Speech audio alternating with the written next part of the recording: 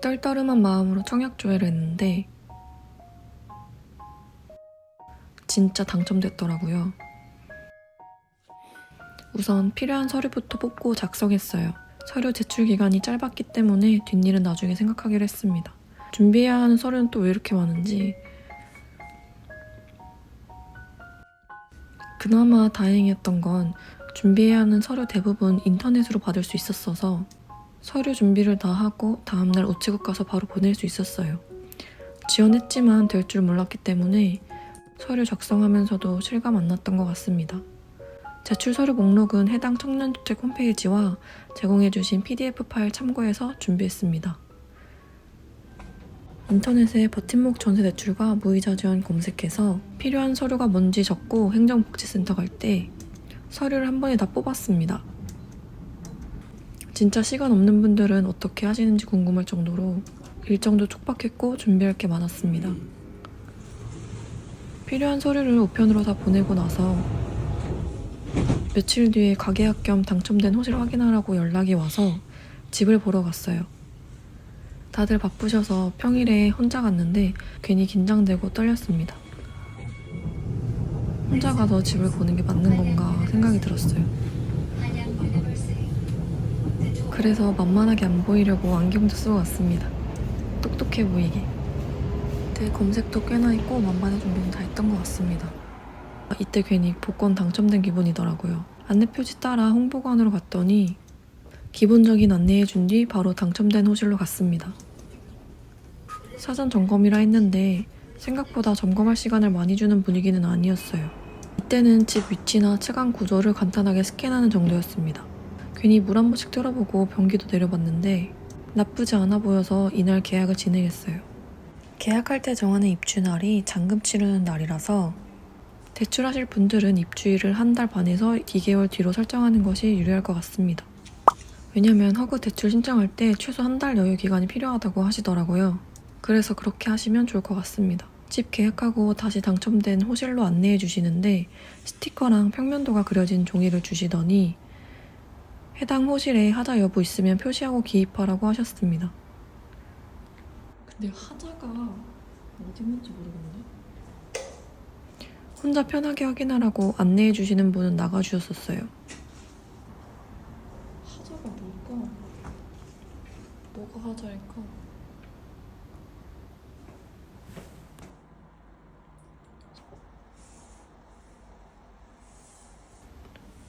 신발장 안에 분리수거함 두고 싶어서 사이즈도 재봤습니다. 여기 신발장 안에 거울도 있긴 한데 전자레인지 위에 다 거울 보려고 아침마다 신발장을 열 것 같진 않았어서 집 볼 때 거울도 사야겠다는 생각이 들더라고요. 여기는 5평 원룸입니다. 여기 퇴실할 때 퇴실 청소비 20만 원 정도는 내야 된다고 하더라고요. 그나저나 어디에 하자 체크해야 되는지 처음엔 모르겠더라고요. 불도 잘 켜지고 지금 하자 있는 거 못 보면 나중에 퇴실할 때 괜히 억울하게 수리비 더 나오는 불상사 생길 수 있다고 꼼꼼하게 보라고 하셨는데 초반에는 눈에 잘 안 보이더라고요. 틈새 사이사이를 보니까 그제서야 하자를 발견할 수 있더라고요. 화장실 문틈에 부서진 게 있었습니다. 스티커 색깔 상관없이 붙여서 표시하면 됐었어요. 여기다가 스티커를 이렇게 붙여놓으면 알아서 보실 수 있어요. 이거랑 그리고 하자라고 하기엔 모르겠는데 일단 얼룩 같은 게 남아있어가지고 벽지 곳곳에 얼룩이 조금씩 있었습니다. 이렇게 누르면 얼룩이 있거든요. 저 위에도 얼룩이 있네? 천장에도. 천장에도 보니까 있었어요. 여기 뭔가 찢긴 느낌에 이것도 다 체크를. 여기 보면 이렇게 찢겨있는 게 있어요. 이거 가장 큰 거 2개 빼고는 나머지는 별거 없습니다. 얼룩 정도? 그 외에는 없는 것 같습니다. 이런 것도 적어야 되나? 괜히 안 적었다가 나중에 오해받기 싫어서 고민했지만 안 적었어요. 왠지 이미 너무 많이 적은 느낌이라서 이거는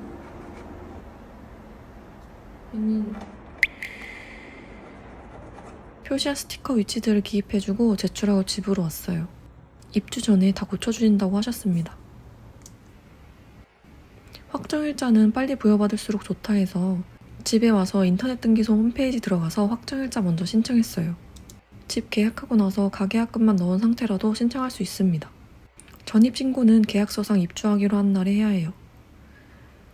집 계약한 당일에 동사무소에서 확정일자 받으러 갔는데 동사무소에서 원본 서류 없으면 안 된다고 하셔서 결국 확정일자 못 받고 집에 돌아왔었는데 이렇게 인터넷으로 받는 법도 있으니 저처럼 고생하지 마시고 다들 편하게 집에서 신청하시길 바랍니다. 그러고 나서 대출을 알아보는데 역세권 청년주택이다 보니 서울주택도시공사에서 무이자 대출을 지원해준다 해서 관련 서류 들고 신청하러 방문했어요. 관련 내용은 청년안심주택 홈페이지에서 확인할 수 있습니다. 임차 보증금 무이자 지원 받으려면 임대차 계약서, 소득증명서류 등 필요한 서류가 꽤 있어서 사이트 보고 미리 준비해 갔어요. 인터넷으로 뽑을 수 있다면 거의 인터넷으로 서류 준비했습니다. 엘리베이터 문이 열리면 바로 있는 이곳에서 서류 접수하는 줄 알았는데 여기가 아니었어요. 대기번호까지 뽑아서 열릴 때까지 기다렸는데 이 창구를 지나쳐서 건물 밖으로 나가야 하더라고요.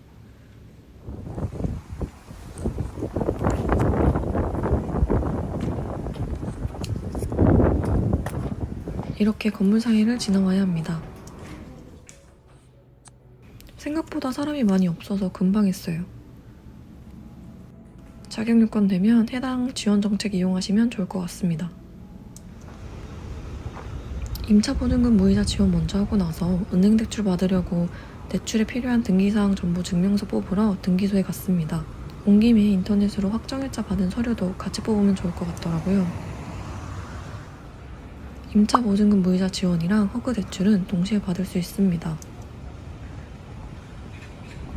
허그 청년 버팀목 전세 대출은 주택도시기금에서 운영하고 임차 보증금 무이자 지원은 서울시에서 하는 거라 가능하더라고요.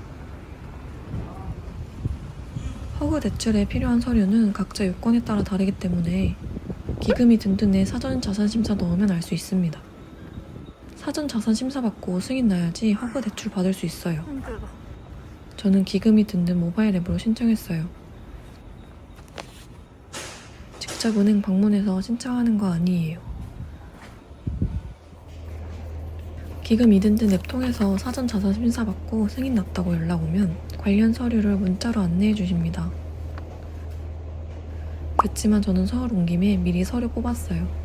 제가 어디 요건에 해당되는지 보고 필요한 서류 적어서 서울 왔을 때 미리 다 뽑았습니다. 등기사항 증명서랑 확정일자 서류 뽑고 나서 등기사항을 확인해 보는데 근저당권이 설정되어 있더라고요. 근저당권이 뭔지 몰라서 인터넷으로 알아보니 정말 안 좋은 얘기만 잔뜩 나와서 괜히 겁났었습니다. 청년주택 관련해서 근저당권 뉴스도 있었고 보증금 못 돌려받은 사례까지 있어서 불안한 마음에 은행 종사하시는 지인분께 해당 내용 여쭤봤더니 사실상 법률 관련한 일은 잘 모르시더라고요. 왠지 허그 대출 관련되어 있으니까 은행 종사자는 아는 게 있을 것 같아서 여쭤봤는데 큰 소득은 없었어요. 차라리 전문가한테 자문을 구하는 게 좋을 것 같다는 생각에 저는 변호사에게 자문을 구해봤습니다. 이 뒤는 전화통화 내용입니다. 여보세요? 네, 여보세요. 네, 안녕하세요. 예, 안녕하세요. 박종진 변호사입니다. 네네. 예, 제가 상담 글은 읽어봤는데, 네네. 이게, 이게 담보 신탁이 아니라 관리 신탁이라서, 관리 신탁이요? 예, 이건 임대차 동의서 없어도 일단은 계약 체결할 수 있는 권한이 위탁사한테 있어 보이거든요. 네네네. 예, 그래서, 이거는 굳이 임대차 동의서를 안 줘도 되는 상황이기는 해요. 아, 그래요? 아, 몰랐습니다. 아, 그렇군요. 네네. 담보 신탁이 있고 관리 신탁이 있는데, 네네. 담보 신탁이라는 거는 이제 부동산 담보 목적으로 대출하면서 소유권 명의 변경해 놓고 신탁해 놓는 거예요. 담보 신탁 같은 경우에는 임대차 동의서가 필요해요. 신탁에서의 사전 동의가 필요합니다. 근데 이제 관리 신탁이라 그래가지고 부동산을 이제 소유자가 관리하는 게 적절하지 않을 경우에 또는 소유자의 의사로 관리회사를 정해서 신탁하는 경우가 있거든요. 근데 신탁원부 별지 보면은 좀 관리 신탁을 해놓은 것 같아서, 예, 담보 신탁이 아니라. 그래가지고 관리 신탁을 해놓으면은 여기 지금 신탁원부 별지에 있는 대로 임대차 위탁사한테 임대차 계약, 임대차 보증금, 임대료 추심 등 임대차 관리 행위에 관한 권한이 있기 때문에 네. 표시된 대로의 권한이 있기 때문에 위탁사랑 계약을 체결하면 유효하게 체결한 게 됩니다. 아, 그래요? 이거를 아, 예, 이거를 다행이다. 탁사가 부인할 수 없어요. 아, 그래서 제가 지금 임대차 동의서 달라니까 함부로 줄 수가 없다고 하시는 게 그 예, 맞는 말씀하신 예, 거구나. 예, 그래서 그런 거예요. 아, 그래서 은행에서 요구하면 주겠다 그러면은 그러는 이유는 네. 은행에서는 신탁 자체가 관리 신탁으로 돼 있더라도 이면에 담보 신탁 약정이 있는 경우가 있어서 네. 그게 불안해가지고 임대차 동의서를 달라 그럴 때가 있거든요. 아. 그래서 그런 건데 이거는 위탁사 권한이 신탁원부에 너무 명확하게 나와 있어가지고 아, 다행이다. 아, 그래서 감사합니다. 문제가 안 되실 것 같습니다. 그래서 진짜 이거 그 질문을 보면서 이거 다 부정적으로 드려야 되는데 어떡하지라는 고민을 했었는데 아니요. 몰라서 제가 오해하고 있었어 가지고.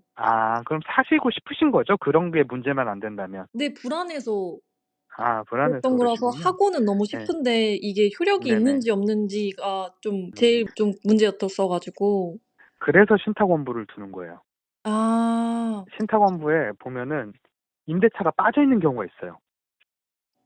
아, 그러면은 수탁사 동의 받아야 됩니다. 지금의 거는 문제가 없다는 소리시죠? 네, 지금은 임대차 계약 및 임대차 보증금, 임대료 추심 등 임대차 관리 행위가 위탁사한테 있다 권한이 이렇게 돼 있으니까 아. 위탁사가 이 권한 범위 내에서 계약 체결하고 하면 문제가 없는 거죠. 아. 너무 저게 임대차 감사합니다. 동의서나 마찬가지입니다. 아, 그래요? 예, 예, 예. 근데 근저당권은 좀. 그래서 은행들이 불안해할 때가 있어요. 아. 차라리 그런 게 문제가 됩니다. 아. 근저당권이 거기 잡혀 있다 보니까 이게 네. 관리 신탁을 그래서 왜 하냐면은 네. 그 채권자가 얘들이 임대차 해가지고 임대료를 딴 데 쓸까 봐. 네. 예, 그래 놓으니까 위탁사가 돼가지고 차임 받는 거를 다 조건에 변제하려고. 그러려고 관리 신탁을 하는 거거든요. 그래서 얘네는 임대차 계약 관련된 체결 권한이 있습니다. 혹시 나중에 저거는, 예, 후에 문제가 생긴다면 어떤 식으로 생기게 되는 경우가 있을지가. 결국에는 국고의 근저당권이 실행되는 게 가장 큰 문제죠. 만약에 그 문제가 시행이 되면 저는 집을 나가라고 하면 나가야 되는 상황인가요? 선행 관리자, 저 근저당권이 저희보다 선순위니까요. 오히려 그게 문제예요. 아. 근저당권이 거기에 잡혀 있는 상태에서 저희는 확정일자가 근저당권 설정일자보다 뒤지 않습니까? 네, 맞아요. 그러면은 근저당권 실행되면 저희 임차권 날라가요. 이게 문제입니다, 오히려. 보증금 못 받는 건가요, 그러면? 꼭 다음으로 받을 수 있어요. 그러면 만약에. 그래서 그거를 확인하셔야 돼요. 아. 최소로 보장해 주는 거. 소액 임대차 보증금. 그거 계약서에 있습니다만 네네. 그게 소액이. 만약에 네. 그게 가능하면은 차라리 그걸로 고민하시는 게 나아요. 혹시 네. 만약에 이게 불법 점유율이 될 경우는 없는 거죠? 불법 점유가 될 일은 없어요. 그 오히려 나중에 근저당권 실행됐을 때만 문제예요. 근저당권 실행됐을 때 경매 넘어가게 돼서 받은 사람이 나가라 했을 때 안 나가고 버팅기면 그게 불법 점유 뭐 그런. 그때는 불법 점유가 될 수 있어요. 법적. 근저당권이 선순위이기 때문에. 임대차 동의서의 문제가 아니에요. 근저당권이 선순위라서 아. 근저당권이 저게 만약에 경매 붙여지면은 저희 임차권은 날아갑니다. 그래서 경락인이 불법 점유라고 주장할 수 있어요. 경매로 매수한 사람이. 그게 문제예요, 오히려. 그렇구나. 예. 건물이 큰가요? 네, 건물 되게 큽니다. 세대 들어가고 바로 앞에 있습니다. 주상복합 아파트로. 소액 임대차 보증금 안에 포함이 돼요, 그게? 저 계약서에는 선순위 담보권 등 권리 관계 설정 여부에 있음이라고 체크가 돼 있고, 선순위 담보권 등 권리 관계의 종류, 근저당권, 그리고 설정 금액 거기고 설정 일자가 그 내용이 적혀 있는데 선순위 담보권 권리 관계가 있다고는 돼 있거든요. 그게 위험한 얘기예요. 훨씬 위험한 얘기죠. 이게 위험한 거라고요? 네. 근저당권이 실행되면 날아가는 얘기. 그리고 일단은 그게 제가 그냥 요거는 그냥 경매니까 설명을 드릴게요. 네.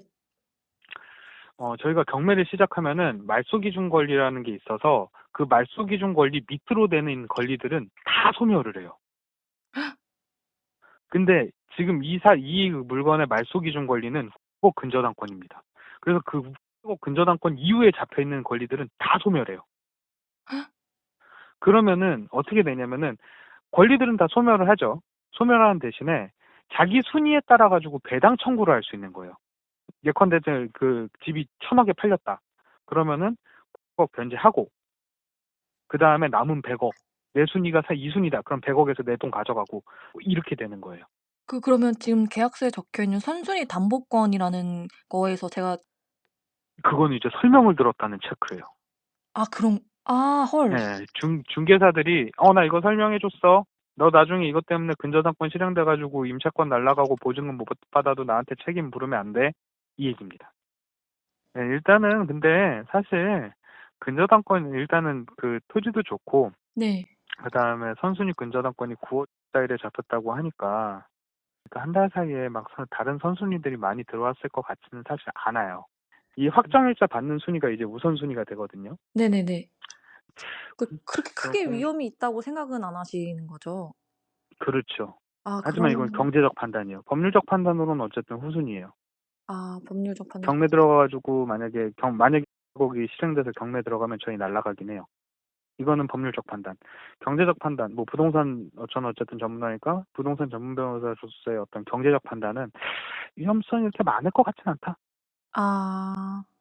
네, 그 정도. 가뜩이나 이제 채권자가 지금 위탁사 해가지고 하고 있으니까 채무를 변제를 못해서 터지는 일이 있을 것 같진 않다. 오히려 이런 게 더 안전해요. 지금 이런 게요?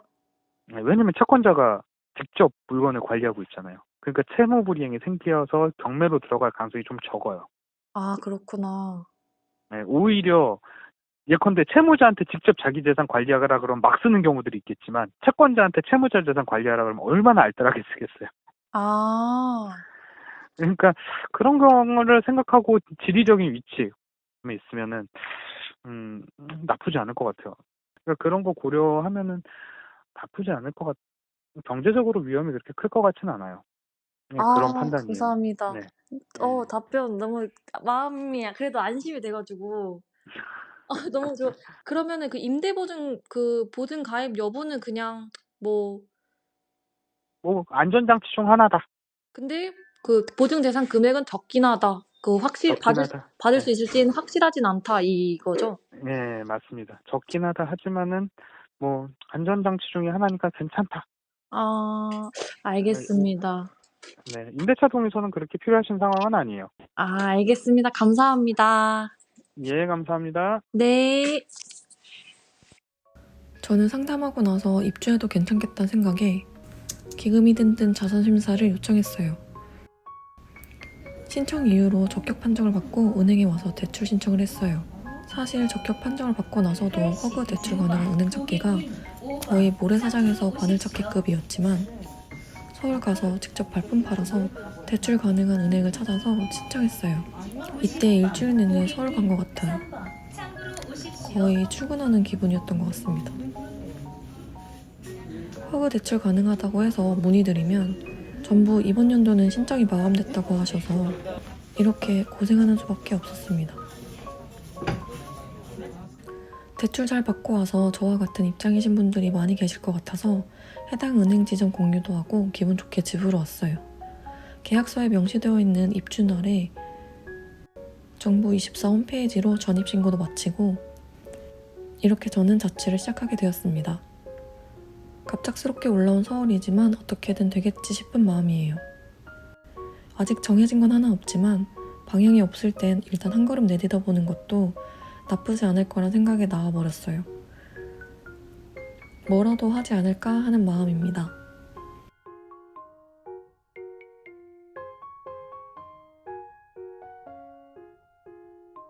오늘도 영상을 시청해주셔서 감사드립니다. 저는 다음 영상에서 뵐게요.